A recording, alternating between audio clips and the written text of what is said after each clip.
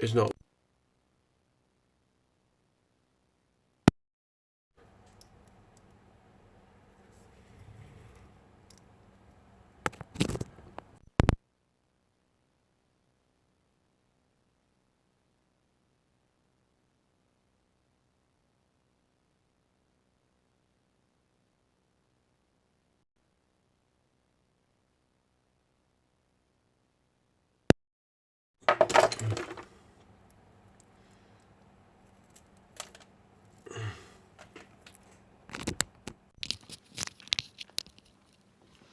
Try this.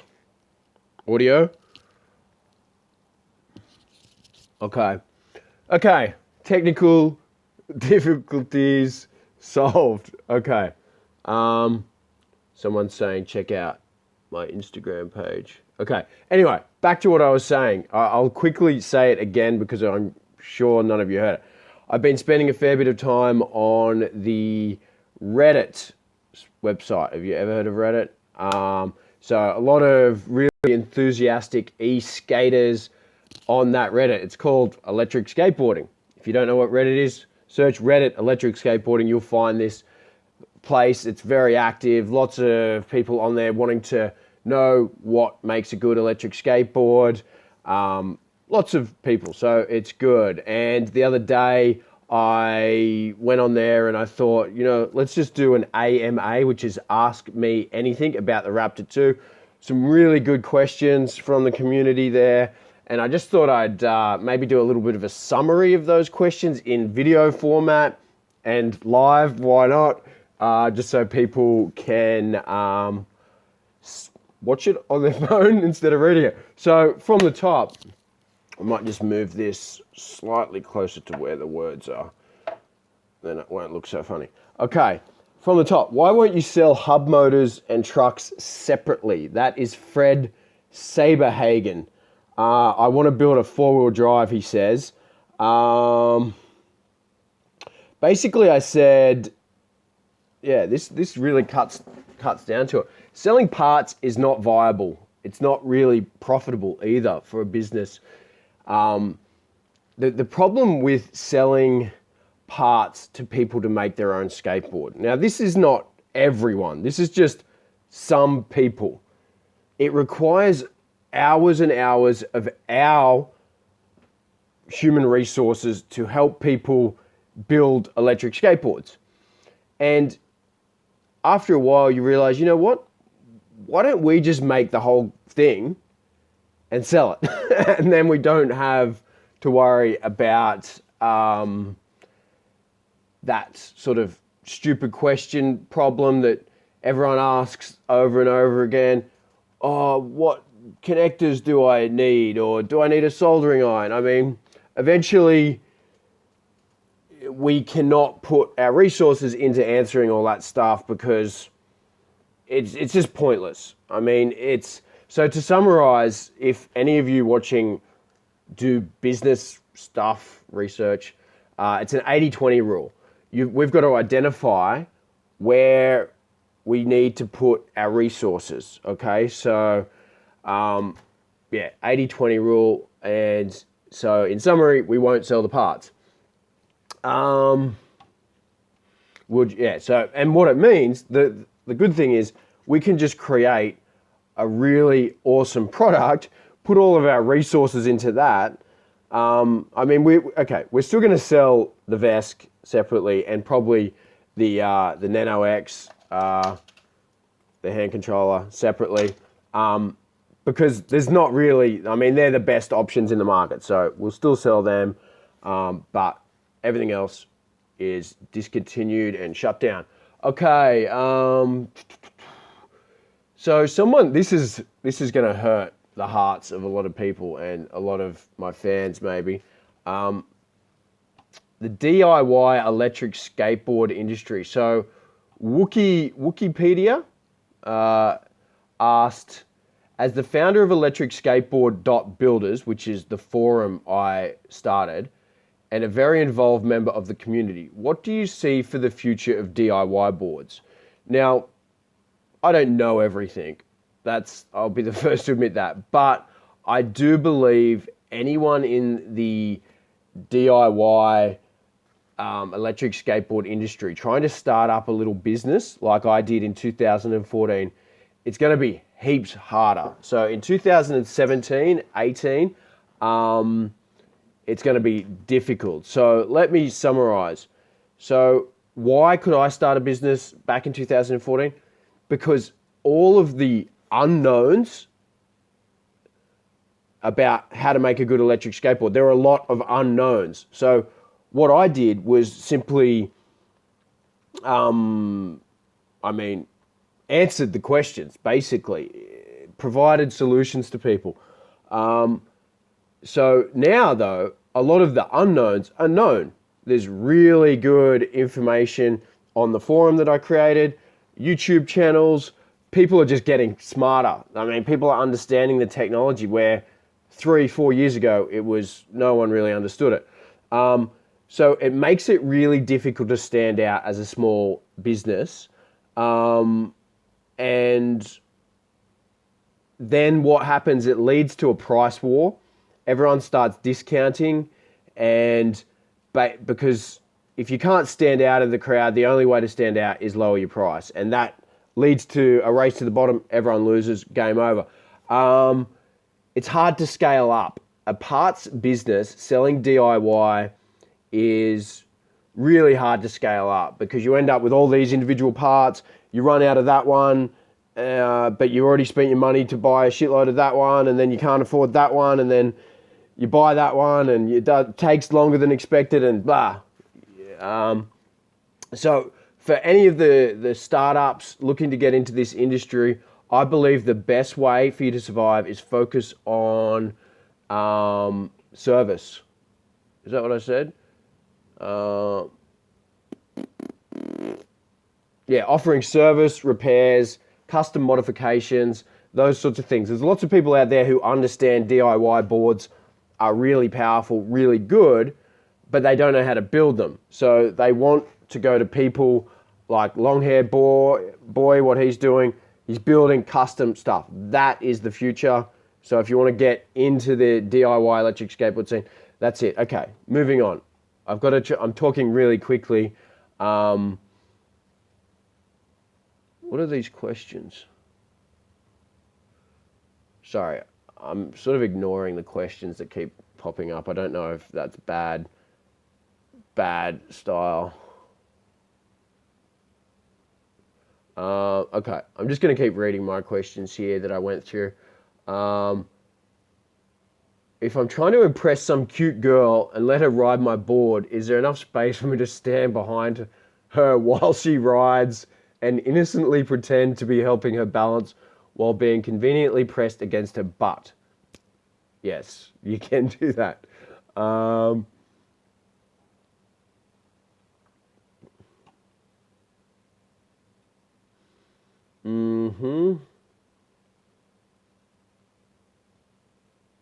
Will there be all-terrain wheels option in the future? Yes, I love all-terrain. I made an all-terrain electric skateboard 3 years ago.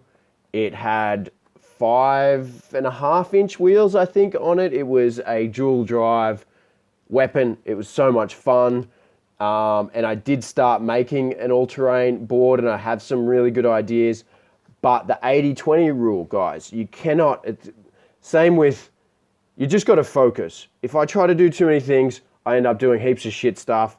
If I want to be the best, I need to focus. So all-terrain is a separate thing. Maybe this year I will do all the drawings, get everything ready, start sampling, prototyping. But I think what I'll do is I might, anyway. You just have to keep following me to follow that one.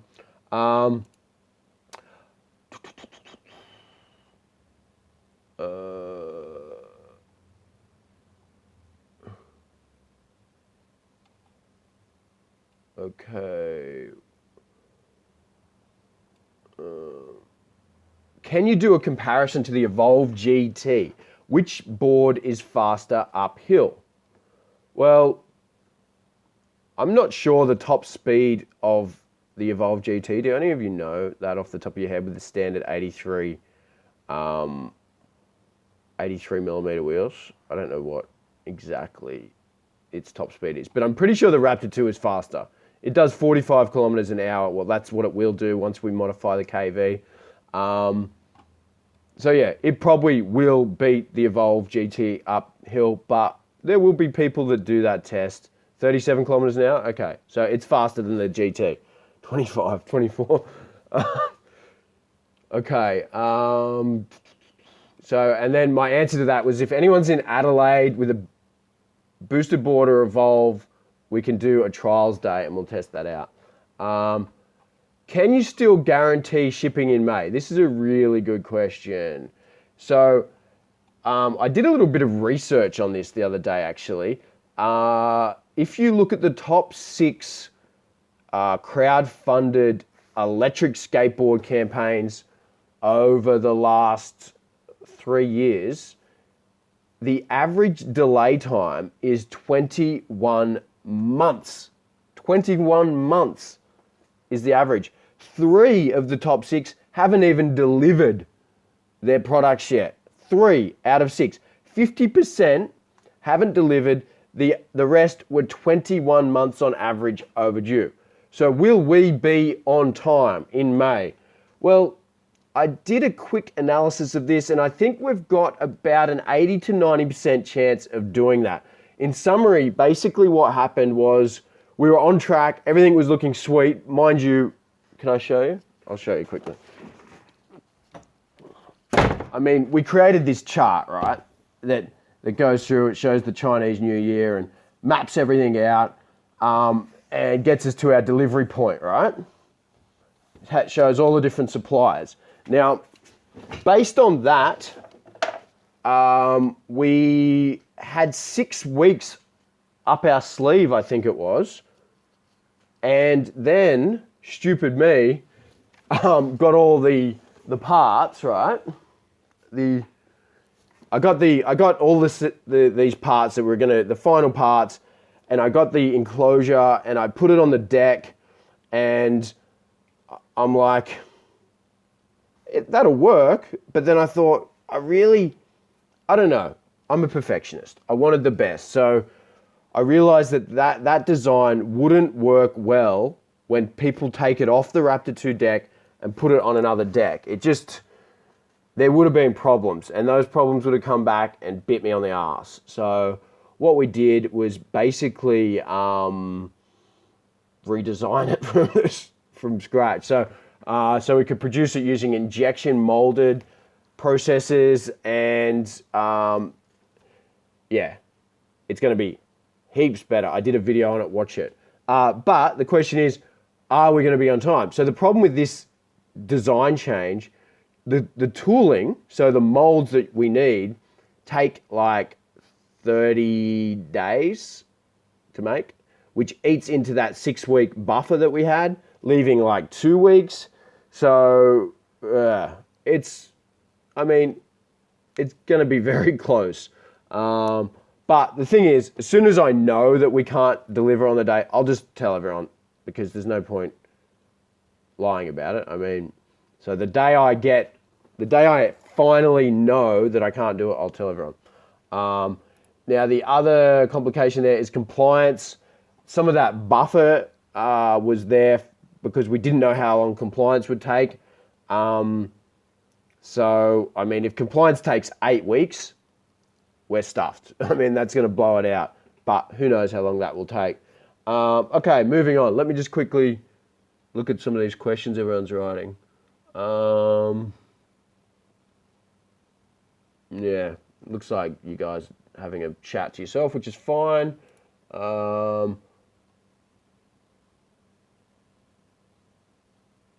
More questions.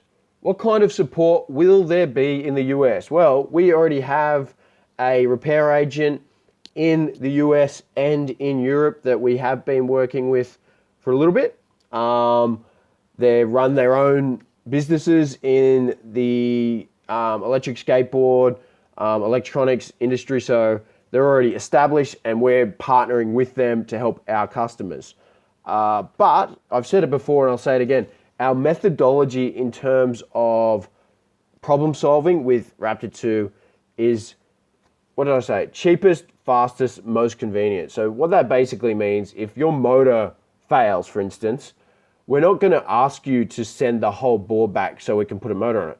We're going to ask you if you want us to send you a motor and you can put it on it.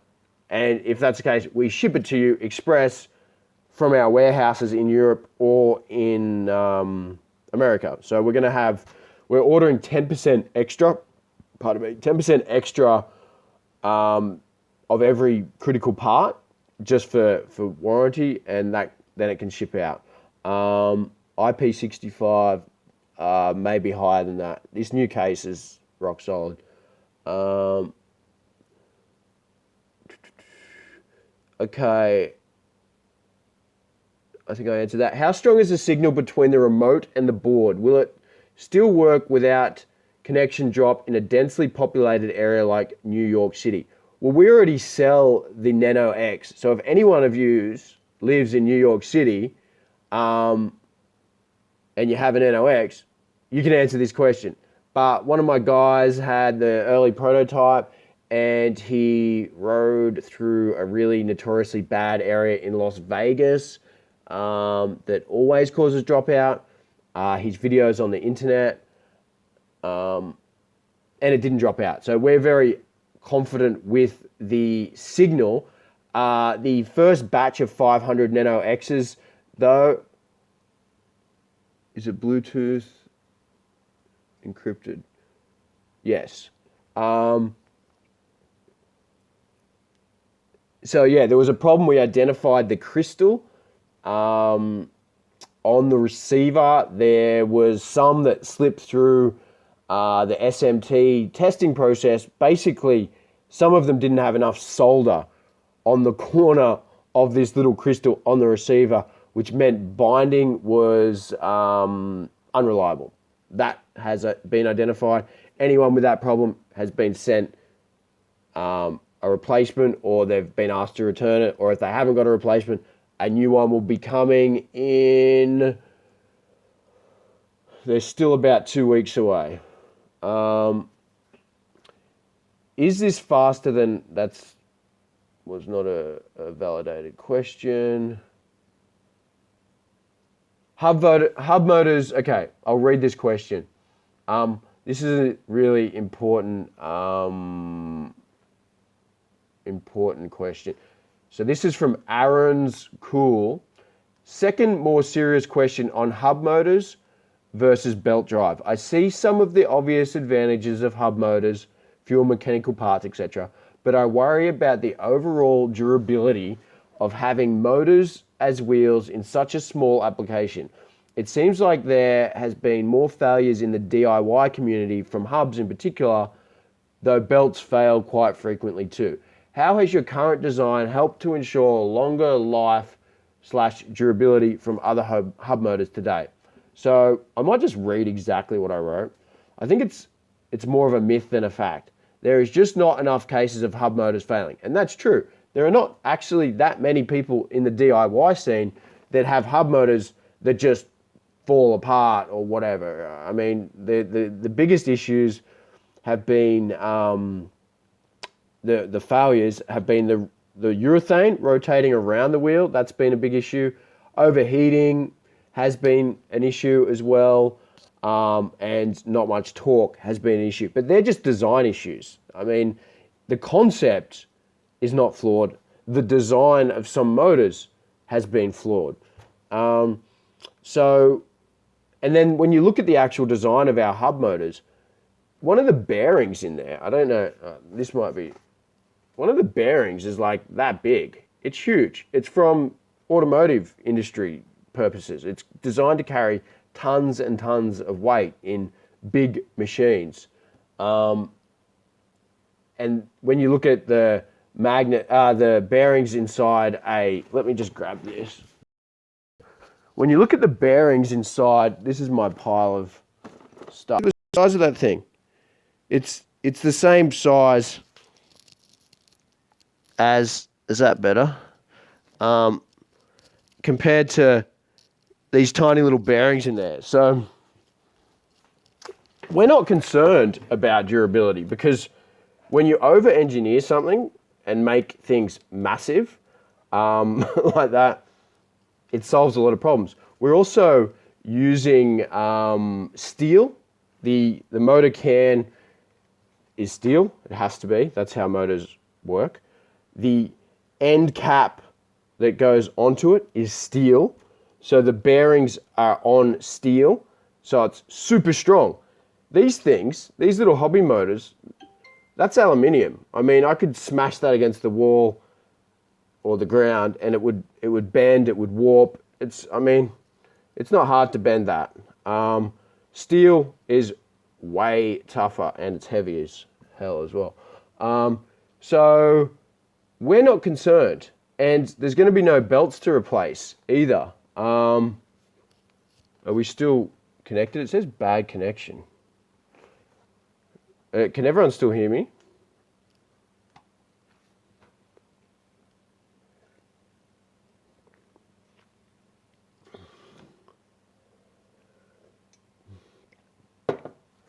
Good.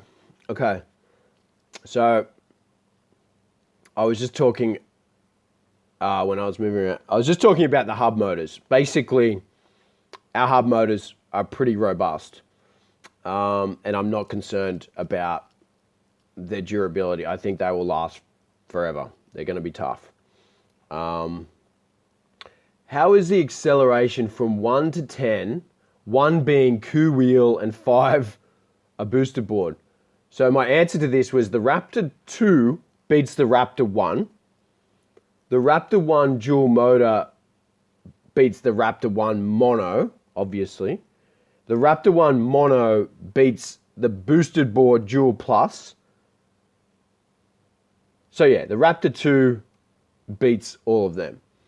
Are you going to have an AUD price? The website has AUD, USD, Euro, Pound, all the prices are on there, you just change it. But all of our prices are actually in Australian dollars because I'm in Australia. Would you say the Raptor is the best electric skateboard in the market? I don't know if that was a bait question, but best, nothing. Best, you can't have best. So, for instance, if someone wants a really lightweight, portable board that's very flexy, the Raptor is going to be horrible for those people because it's none of that stuff. If someone wants a very powerful, long range, solid build, I mean, the Raptor 2 is great for that. And I think one of the things that people don't understand is the Raptor 2 is not just an electric skateboard. It's a system. We want people to pull the deck off and put their own deck on it. We want people to be creative. I mean, we're being greedy. We're trying to be a little bit of what Mello is doing with their adaptable system, and we're trying to make a complete. And I think we've done it. Okay.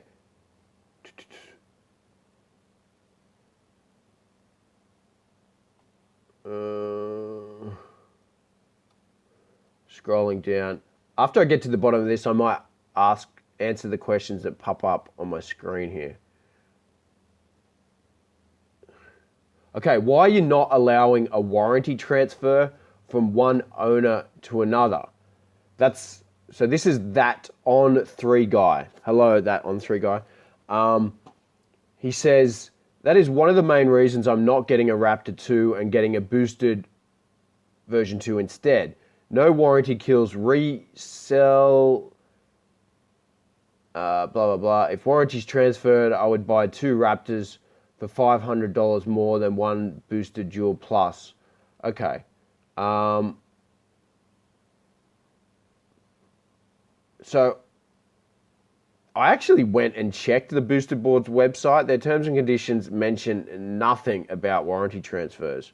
So can someone check that? I mean, is there any written evidence that Boosted Board actually does warranty transfers? Because I couldn't find it. I mean, I thought I read it once, but I can't find it now. They may have changed that. Waterproof, yes. definitely waterproof. Watch the video I just uploaded about the case. You'll see it's got seals all over it. The reason we won't do it, it's too complex for us to track. I don't want my staff trying to keep track of that stuff and not providing service to our paying customers who buy our products up front. So if you buy a Raptor 2 secondhand, you don't have a warranty, but you can buy all the parts. It's easy to fix. We'll happily show you how to do it. It's just transferring. We offer a 12-month warranty. What if that board got sold 10 times in that period? We're going to track that. That would take too much work, so we're not doing it. Okay, Fred Saberhagen, this is another question. This is a good question. Who is assembling these boards? You frequently say, I'm just a guy in his garage, which I am, literally just in my garage. And if you built me a board in your garage, I would totally buy it. Which, to be honest, I think the opposite to that. I don't know about everyone else, but I'm a pretty trustworthy guy and I build nice stuff in my garage. But seriously, a production facility that is set up with production lines and proper testing equipment and standards is always going to be better than my garage. Let's not fool ourselves. And then, anyway, let me get back to this question. But you mentioned here that your assembler quotes 2 weeks to build 500 units. To me, that means it's in their best interest to throw these together as fast as possible and get them out the door. A huge percentage of failures is due to this kind of thing. Cold solder joints, over-under torquing, damaged electronics. They're all valid points. What kind of controls do you have in place to ensure all these boards being furiously thrown together all come out high quality? Okay, Fred Saberhagen, it's a good question. But the whole reason we're going into mass production is to eliminate all the problems and to put test jigs and test procedures and everything in place so that there are no issues. So let me just quickly summarize my answer. So yes, I'm still in my garage, but now I'm running a global business. I have manufacturing partners in the US and in China. I also have a project management team permanently in China. So they are there. I have an engineer in Canada, software engineer in Germany. If I could do all this from Australia with Australian people, I would. But there are too many constraints. The minimum wage in Australia, for one, is like $25. So for you guys in the US, think about that for a minute. If I was in the US, I nearly could do it all in the US, but I'm taking some parts from the US and sending it to China. So Shenzhen. There's a really good video. Go onto YouTube and look up, I forget, was it The Verge who did a documentary on Shenzhen, China? Just look up Shenzhen, China documentary. That's a mind-blowing documentary, man. Shenzhen is taking over. So basically, the parts that we make in the US get shipped to China because China doesn't know how to make everything. They just, for instance, these wheels. Can you see those wheels?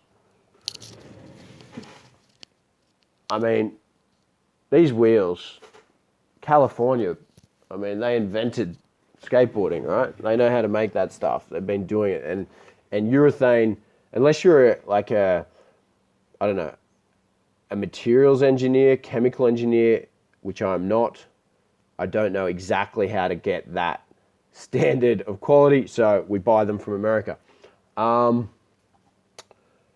Okay, so let's get back to my answer here. So unlike the Raptor 1, which we literally built in my garage, this new process requires scale. We need scale. We're making 500 in our first batch. We used to make batches of 20 of the Raptor. Well, we started just making, what did I do? I started making batches of 20, and then I think we were doing them in batches of 10. but yeah, we're scaling up to make thousands of Raptor 2s. We're not here to fuck around. The Raptor 2 has about 60 different parts. 50 of them are custom designed. They have to be custom made. The seals, the case, the wires, there's a lot of parts. And basically what we do, we have, I don't know how many factories. There's 10 factories involved in this, but there's like 5 sub-assemblies, and each factory makes the sub-assembly and does all the tests on that part to make sure that sub-assembly. So the motors, building the motors, testing the motor. The main circuit boards, the VESC, the power, the charging circuits, all of that are built and tested to do their job as a standalone unit. The deck and the handles get built and made. The trucks and the wheels get assembled and made sure that they're perfect. And the battery pack is done by a specialist battery factory. Then each of the sub-assembly goes to another factory which specializes in assembly. They've got more space, they've got test jigs. So each of those stages is fully mapped out and tested, okay? So the quality here is going to be next level. And what else did I say? Basically, my conclusion here was building it in our garage was a really good lesson. We learned a lot of the stupid mistakes that can make. We learned how to avoid those stupid mistakes. It was like a 12-month period of learning a lot of crazy shit about how to build electric skateboards on scale. And then we now know all this stuff and we can move to the next level. And that's one thing that a lot of people might not understand. With some of these other companies, Boosted Boards, Marbell, Mellow, Inboard, they never made electric skateboards before they went on Kickstarter. So the process that they had to go through was actually a process that I went through before I did any crowdfunding. I already knew how to do a lot of those things that they had to learn after they got their money. And that's probably why the delays were so big. So I learned a lot. So any of you guys out there who are thinking of building electric skateboards, do it at home. Start up in your garage. If you can sell enough, we reached capacity in 12 months, so we had to come up with another option.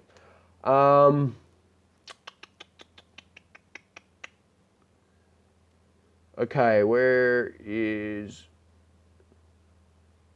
some more questions? Thumb. Okay, let's have a look at this. What's your biggest fear for the Raptor 2? What's your greatest hope for the Raptor 2? What do you think is a realistic expectation for the Raptor 2? How long do you expect the Raptor 2 to be available for? Do you hope to replace the Raptor 2 with a new product? If it costs you nothing, not time, money, headache, or hassle, what would you change about the Raptor 2 now? Good questions. You might even be watching, are you? I think I saw you before. So, biggest fear for the Raptor 2 is, my biggest fear is it'll never be recognized as the same level as some of the mainstream brands, which is sad because it fucking deserves it. Greatest hope is the Raptor 2. Yeah, so the greatest hope for the Raptor 2 is that it sets some standards in the industry. I really think small 99 watt-hour batteries are stupid.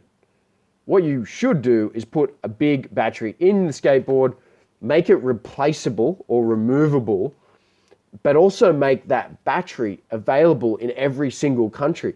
Because the only reason people want to use these 99 watt-hour batteries is so that they can get on a plane, right? That's the only reason.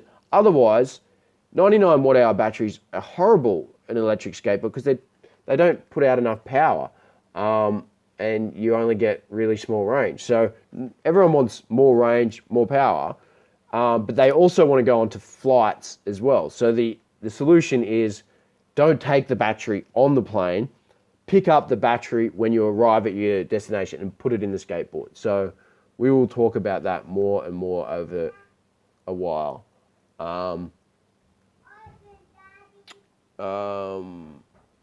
Someone's knocking on my door. Okay, sorry, where was I up to? How long do you expect the Raptor 2 to be available for? Oh, sorry, I skipped a question. How do you think? What do you think is a realistic expectation for the Raptor 2? Its sales. We want to do about 4,000 a year within 2 years. I think that's reasonable. The Raptor 2 will have a 2 to 3 year lifespan. Okay, the Raptor 2 isn't just a skateboard, guys. It's a system, and it's designed so that parts inside it can be upgraded. And yeah, we've invested a hell of a lot in this, so it's going to be around for a little bit. Do you plan to do another hill climb video that is unedited in any way with original sound? And what will be the amp output of the batteries? And how will your board combat voltage sag? Good question, Zod001. So yes, we will do another hill climb video when we get our new motors. Is there any type of warranty? Yes, 12 months, one of the longest available from any electric skateboard supplier. Yeah, so we'll do another hill climb video, probably the same hill because it's the steepest, best hill around here without heaps of cars on it. We are slightly modifying the KV of the motors because they're a little bit slower than what our target was, so we make adjustments there. What will the amp output of the batteries? Well, the maximum current that we can take out of our batteries is about 80 amps. I mean, you can actually take a bit more out of it, but that is generally not a good idea. So you limit it at what the battery's rated for, 80 amps. How will your board combat? How will your board? Sorry, someone's knocking on my door. A 3-year-old child.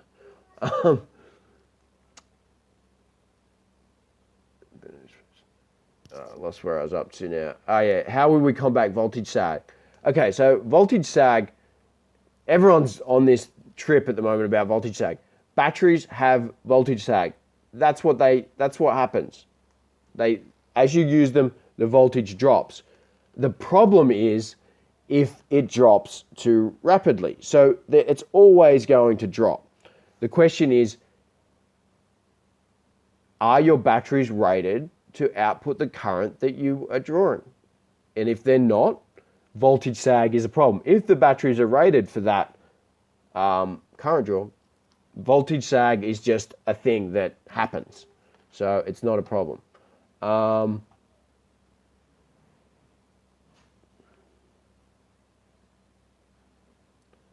Someone's asking about the beginner mode. Can it be tweaked? The Raptor 2 actually, I mean, you can log into it with a USB cable and the software, and you can tweak that thing to do whatever you want. Yes, FOC mode is safe on the VESC X. Watch my last, this is Diogo Queiroz, is that how I say it? Anyway, internet blows shit out of proportion. Can we see the board in the back? That's the Raptor 2. Okay, let's get through some more questions and then I'll answer the questions on the screen. What was that guy asking me about? Can I change the beginner mode? You can, on the controller, there's a switch. Let me just get it.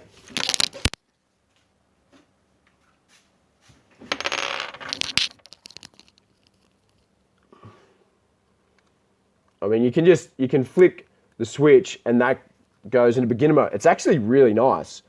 Surprisingly, I accidentally had it in beginner mode when I went to do the velodrome sprint test, and I'm thinking, what's going on here? I thought this would be heaps more powerful, and then I'm like, hold on, the switch got knocked. I thought settings in the VESC's wrong, but no, it was just that. But it makes for anyone who's not wanting to nearly drop themselves on their ass, if you just want to cruise, put it on beginner mode. It's really nice. Or if you've got friends that just don't really have experience skateboarding, beginner mode is very good. Am I sweating? I don't know if you guys realize this, but it's like 40 degrees Celsius here. So it's freaking hot. So yes, you can fully customize it, is my point. Okay, this is a good question. Seox612, have you done anything to combat the issue of not being able to brake first after charging? That's a problem with small batteries, not really big batteries.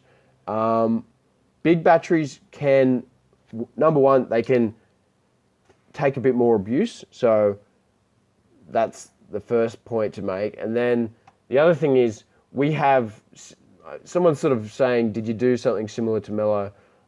We did something similar to that where we basically dissipate the energy through, we've got two things that do it. One on the Vesk X, we actually added a part to the Vesk X to help with that problem. And we've also added the same part onto our power control switch circuit.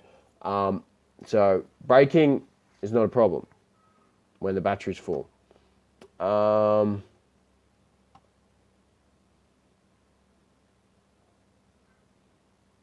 Okay, that's about it. If you want to read that in detail, I sort of skimmed through it. Just search the internet for Raptor 2 AMA Reddit. That'll probably find it. Okay, I'm answering questions on here now. Microsoft Windows 95. Okay, has anyone got questions? What is the real range of the board? The real range of the board, okay, so what is your weight? What is the terrain that you're traveling on? If you don't know that, the only answer we can give you is maximum range. Okay, max. So you will not be able to go further than 25 miles. And there's a chance we're going to upgrade the battery capacity by 30% for free. Maybe for free. That's a secret. Shh. We're working on that. Okay. When do you film movie with a new board? I did that already. Watch my YouTube. When is your all-terrain board coming? Probably early 2018. Will you do a giveaway? Maybe. Hey Jason, will the all-terrain? Yes, all-terrain will be available. I've got a question. Can I run MS-DOS on the beginner models? What? Another question. Anyone? Almost every company has a controller with the battery level on the remote. How will they own it? That's a good question. Battery level on the remote. It's actually... Do you really need to know that? I mean, think about it. We used to have the battery indicator on the Raptor 1 on the deck, so you could look down. I never looked at it. The thing is with battery, right, especially when you've got a really big battery, is you don't have range anxiety. So you can ride for over an hour. So, I mean, you can sort of just look at your watch. But the other thing that happens with the Raptor 2 is it actually... Once it gets to a certain voltage, it slows down. So you know when you've got nothing left. I suppose the people then say, well, I want to know the halfway mark, for instance. Well, that's when you get the phone apps that are coming out now for the Vesk, Bluetooth, and you can have that. And it shows you estimated range. It shows you all your stats. So that's something you'll be able to do with the Raptor 2. Reverse on the remote. You can turn reverse on through the software. We will not have it as a feature. We don't think it's useful. Samsung 25R or Samsung 30Q, still deciding. You should make a penny board. Maybe. Yeah, I like really small boards. I do. I think a tiny compact board that's lightweight, has long range, is a good idea. Why are hub motors? They have less torque. Zach, you don't know that they have less torque, so don't say that. A lot of people still don't understand how it's possible for a hub motor to be powerful. Do some research. So what needs to be done for the final Raptor to be assembled? What do you mean right now? Well, we need to manufacture all the parts and assemble them. We're still sampling some stuff. Noise comparison. Raptor 2 runs on FOC. It's silent. You can't even hear it. Watch the video at the velodrome. How are Evolve going to take the blow to their ego when this baby hits the road? Evolve... yeah, I like Evolve. I think they're doing fucking awesome, so good on them. When will the price come down on the Raptor 2? The price on the Raptor 2 is going to go up, Mitch. It's going to go up, mate. So it's not going to go down. Why would it go down? Free shipping to Europe. Free shipping everywhere now. Go to the website. Check it out. Raptor 2. Search it in. It's free.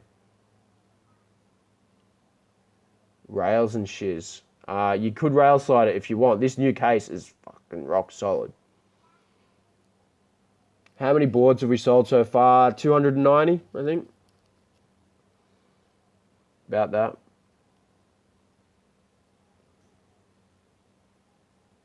Will the hub motors and trucks be available? I answered this question heaps of times. Probably not. I'll cash you outside. Manufacturing costs get cheaper with more orders. Yes, there's certain savings with scale. So, I mean, between 500 units and 2,000 units, probably not much different. But if we made 10,000 units, probably yes. What's the deck length? I think it's 971 millimeters. Don't know what that is in inches.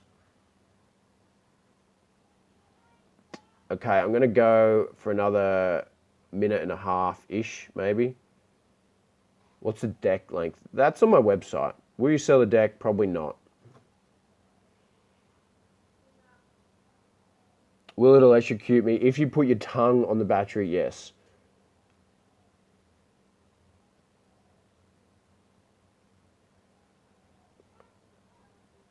Can I have a free board? No. Can we get a close-up? There are pictures on the internet on my website. That's... the wheel replacements will be cheap. They don't cost that much to make. Is the Space Cell Pro... no, the Raptor 2 is not the same as the Space Cell Pro 4. The Raptor 2, pretty much everything's different in that. Urethane thickness on the back wheels, 10 millimeters at minimum. Can you put the ashtray on the skateboard? Yes, you can if you want.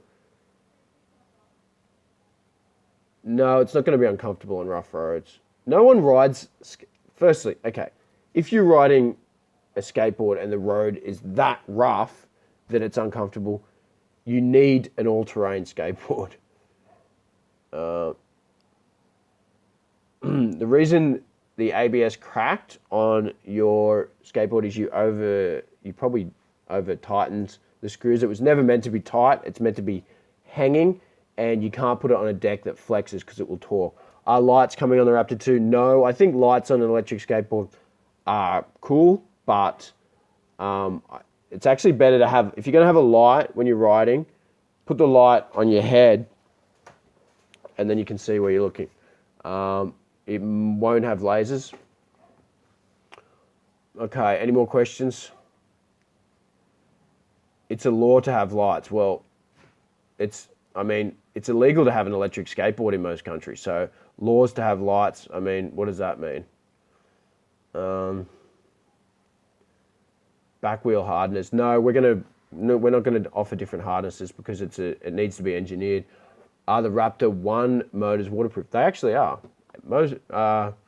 Yeah, all the R-spec motors, you can dip that in water if you want. Do you bypass battery pack when discharging? Sort of, pretty much, yeah. Discharge. That was a funny question. For orange Warranty issues, Mitch Johnson. No, you do not have to ship the board back for warranty issues. Trucks. I don't like the Evolve trucks. I like my trucks tight for speed. Use a hard bushing on the board side and a slightly softer one roadside, because I still like to be able to turn hard, but I don't like speed wobbles.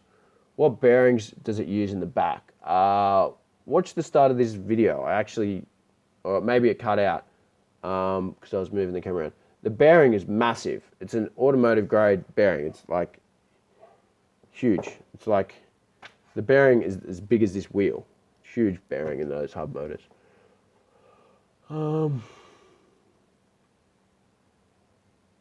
Any more questions?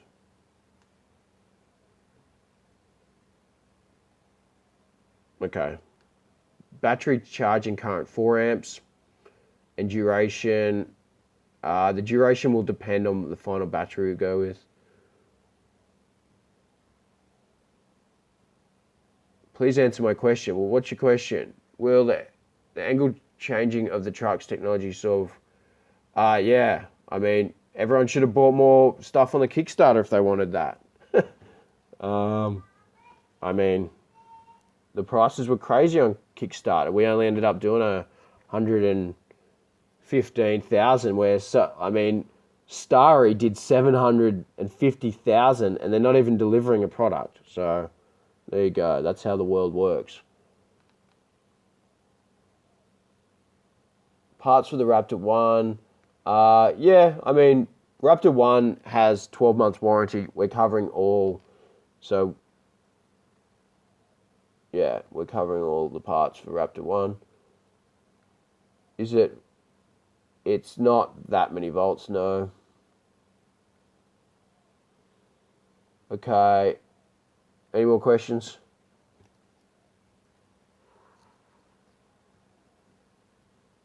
How many layers of carbon are in the deck? Top and bottom layer.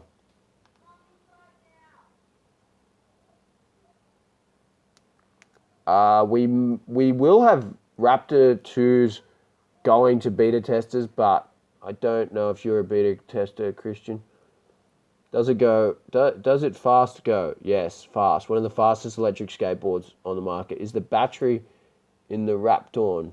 Will the price? No, the price won't go below 1,000. Wow. Go fast, mate. I like the new website. I did it last night. What do you reckon? I tried to go minimalistic design. Will the carbon affect connectivity? No. Can you ollie Raptor 2? Yes, you can kickflip it. Beta testers, no, you probably can't. They've been selected.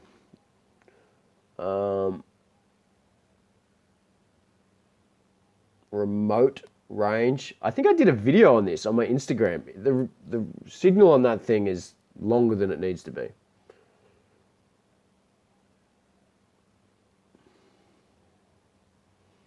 Anyone in Australia and Adelaide can possibly come and ride with me whenever they want. I mean, that is basically a production. Well, it's not production, sorry. It's basically, in terms of performance, that is a Raptor 2 right there. The only difference is that case is not the case we're going to use. The motors, it's actually, sorry, I tell a lie. We're putting faster motors on it. Has a dingo ever eaten a baby? Yes, it happened once. Anything else? Okay, I think I'm going to go and actually do some other work. Good. Yes, it is true, Ben. Okay, thank you for watching, everyone. I might do some more of these if you like it. See ya.